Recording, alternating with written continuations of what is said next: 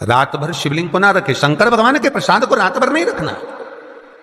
कहीं शिव मंदिर में गए और प्रसाद मिला भी है आपको, वैसे तो शंकर जी के मंदिर में प्रसाद नहीं मिलता। क्यों? तो लिंग पुराण के अंदर और शिव महापुराण के अंदर वर्णन किया गया कि भगवान शंकर ने नंदी को वचन दिया था, सुनो नंदी। शंकर भगवान से नंदी कहता है हमारा भरण पोषण कैसे हो। शंकर भगवान कहते हैं नंदी मेरे शिवलिंग पर यदि, कई लोगों को थोड़ा ध्यान दीजिएगा, बहुत कथा पर बहुत ध्यान देना। शिव महापुराण की कथा है, बार बार ऐसी कथा नहीं मिल सकती आपको। सुनोगे आप अपनी जगह पर, बहुत वक्ता हैं, बहुत प्रेम से बांचते हैं, पर जो कथा रस तत्व से आपको मिल जाए उसको ले लीजिए महाराज। कोई वस्तु, कोई भोजन आप बनाकर लेकर गए हो, कोई पकवान आप बनाकर लेकर गए हो, कोई फल लेकर गए हो, यदि शिवलिंग पर वो पकवान, वो मिठाई, वो फल टच हो गया तो वो खाने के योग्य नहीं रहता। वो घर पर लेकर मत आना, मंदिर में ही छोड़कर। यदि भोजन, पकवान, मिठाई, शिवलिंग यहां पर है और भोजन का भोग तुमने इतनी दूर से लगाया है, फल इतनी दूर रखा है, वो शिवलिंग पर टच नहीं करा गया है, तो उस प्रसाद को, उस फल को आप पा सकते हो, उसको खा सकते हो। पर जो शिवलिंग पर टच हो गया फिर वो केवल नंदी, श्रृंगी, भृंगी, प्रेतों का, भूतों का, आहूतों का भाग होता है। प्रेत, भूत, आहूतों का, वो फिर खाने योग्य नहीं है। हां, यदि नर्मदेश्वर महादेव हैं, नर्मदा जी के जल से कोई शिवलिंग प्रकट हुआ है, नर्मदा जी के जल से, कोई कंकर से, नर्मदा के जल से अगर कोई शिवलिंग प्रकट हुआ है, उस शिवलिंग की स्थापना कहीं पर है या आपके घर में है, तो उसको कुछ भी टच हो जाए वो पा सकते हो, पर बाकी के शिवलिंग को स्पर्श किया हुआ नहीं पा सकते। केवल एक नर्मदेश्वर महादेव नर्मदा के जल से प्रकट हुए। कई लोग पूछते हैं ये सांप है कौन, ये सर्प है कौन, तो उसको बताओ। ये भगवान शंकर के गले में जो एक सांप पड़ा हुआ है, ये भगवान विष्णु हैं। और शंकर भगवान के सिर पर जो जटा में सांप दिखता है, वो हाथ में सांप बंधे रहते हैं, वो दो हाथों में, कमर पर, सिर पर, केशों पर जो सांप 5 नजर आते हैं, वो तो बताओ। ये शंकर भगवान की 5 लड़कियां हैं, जया, विषहरा, शामली बारी, दो तली और देव। ये 5 लड़कियां भगवान शंकर के इर्द गिर्द घूमती हैं, आस पास भ्रमण करती हैं सभी। ये शिव की बेटियां भगवान शंकर के साथ भ्रमण करती हैं। 5 जया, विषहरा, शामली बारी, दो तली और देव। ये जो 5 पुत्रियां थी शंकर भगवान की, ये वासुकी को दी गई थी महाराज, क्योंकि ये सर्प की योनि में थी, इसलिए ये वासुकी नाग को प्रदान करी गई थी। वासुकी नाग कौन सा? जिसने मंथन कराया। वासुकी नाग कौन सा? जिसके फण पर पूर्ण पृथ्वी विराजमान है। वासुकी नाग कौन सा? जो निरंतर देवताओं के हित के लिए कार्य करता रहता। एक पान के पत्ते के ऊपर, मात्र पान जानते हो, वो खाने वाला जो पान करता है उसका पत्ता, पान के पत्ते के ऊपर जो चंदन से शंकर के नाम, पार्वती का नाम और ब्रह्माणी सरस्वती का नाम लेकर शिव को समर्पित कर दे महाराज, उसकी भी तिथि बताइए, बड़ी सुंदर है।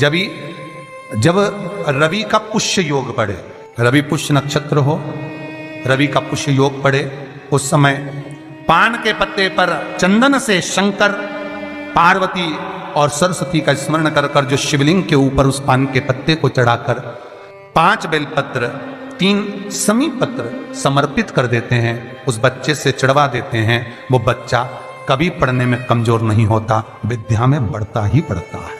पलटकर माँ बाप को देखना ही नहीं पड़ेगा, बच्चे को कभी भी माँ को कहना ही नहीं पड़ेगा कि पढ़ने बैठ, वो खुद पढ़ेगा, रुचि से पढ़ेगा। 5 बेलपत्र, 3 समी पत्र समर्पित कर दें, भगवान शंकर का स्मरण करें और उस बच्चे को प्रणाम करवा कर वापिस लेकर आए। बच्चा विद्या में प्रबल होता है, विद्या प्रकट भगवान शिव देने वाला है। सरस्वती को स्वर बोधे। शिव महापुराण की कथा, लिंग पुराण की कथा, विष्णु पुराण की कथा, पद्म पुराण की कथा कहती है कि किसी वृक्ष के नीचे, जिन वृक्षों का गुणगान हमारे शास्त्र करते हैं, जिन वृक्षों का गुणगान हमारी पुराणे करती हैं, उन वृक्ष के नीचे अगर एक मंत्र का मन का भी फेरा जाए तो उसका पुण्य हजारों गुना प्राप्त हो जाता है, आप रूप प्राप्त होता है अपने आप जिस पुण्य को करना चाहे। मेरा बहुत निवेदन है महाराज, बहुत प्रयास करा करो, प्रयास करना। अगर हाथ के मनके की माला भी नहीं हो और किसी पीपल के पेड़ के नीचे 15 मिनट बैठने का मौका मिल गया, आंवले के वृक्ष के नीचे 5 मिनट बैठने का मौका मिल गया, किसी आंवले के वृक्ष के नीचे 5 मिनट बैठे हो, ओम नमो नारायण का मंत्र का स्मरण कर लो, ओम नमो भगवते वासुदेवाय का जाप कर लो, बस उसका फल चौगुना हजारों गुना प्राप्त हो जाता है। शमी के पेड़ के नीचे बैठे हो, श्री शिवाय नमस्तुभ्यम का जाप करिए, चौगुना गुना फल मिलेगा, 1000 गुना फल। बेलपत्री के पेड़ के नीचे गए हो, ओम नमः शिवाय ओम का जाप करिए, फल मिलेगा। उस फल को हमें पाना है। कई लोग कहते हैं महाराज हम पूजन बहुत करते हैं, हम पाठ करते हैं, हम अर्चना करते हैं, हम व्रत रखते हैं, हम उपासना करते हैं, हम दान करते हैं, हम पुण्य करते हैं, हम सत्कर्म करते हैं, उसके बाद भी दुख क्यों है? हम पूजन तो कर रहे हैं।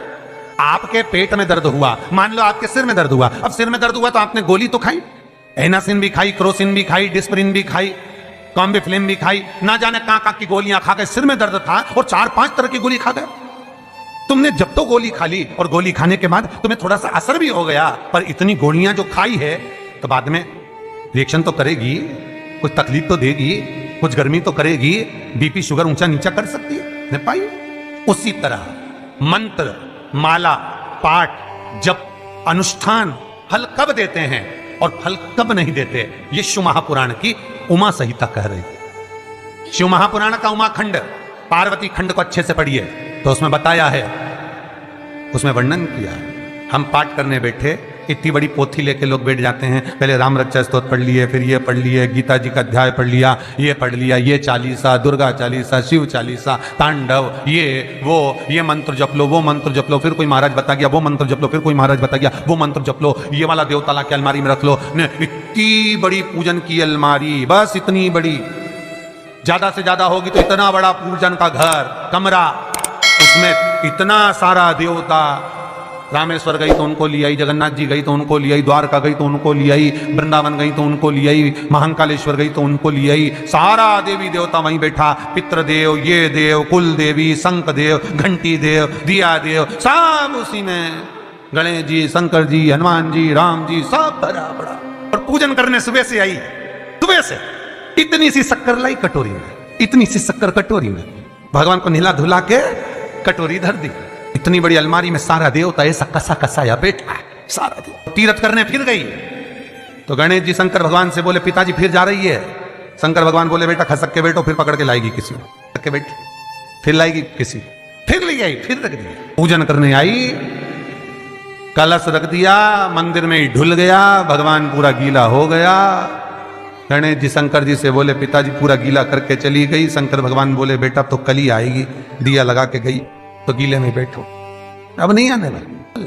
और ध्यान देना साहब, इस कथा को आपके ऊपर लेकर समझाया जा रहा है, क्योंकि शिव महापुराण की कथा कहती है कि आप जो मंत्र जप रहे हो, आप जो माला जप रहे हो, आप जो साधना कर रहे हो, आप जो पाठ कर रहे हो, वहां पर असर कर रहा है कि नहीं कर रहा है, वो आपको समझना है। राम रक्षा स्तोत्र का पाठ करो तो पहले हनुमान चालीसा पढ़ो, फिर राम रक्षा स्तोत्र करो। शिव चालीसा, दुर्गा चालीसा, गणेश चालीसा, हनुमान चालीसा, गायत्री चालीसा, इन 4-5 चालीसा को एक साथ कभी नहीं पढ़ना। एक चालीसा यदि आपने पढ़ ली है शुरू में, तो पाठ पूरा होने के बाद जब उठने की तैयारी हो तब दूसरी चालीसा पढ़ दो, बाकी की चालीसा भले आप बाद में पढ़ दो। पर एक साथ 4 चालीसा का पाठ नहीं होना चाहिए। पाठ करने बैठे हो, किसी एक मंत्र की माला जप रहे हो, ओम नमः भगवते वासुदेवाय जपा, या शंकर जी का मंत्र जपा, या गुरु का मंत्र जपा, या ये मंत्र जपा, या वो मंत्र जपा, उस मंत्र को जपने में बीच में कुछ गैप होना चाहिए। एक साथ रट्टा मार पे ओम नमः भगवते, ओम नमः भगवते, श्रीमन्नारायण श्रीमन्नारायण, ओम नमः शिवाय, ओम नमः शिवाय, फिर ये जप लो, वो जप लो, पूरा पाठ सपाट सब खलास,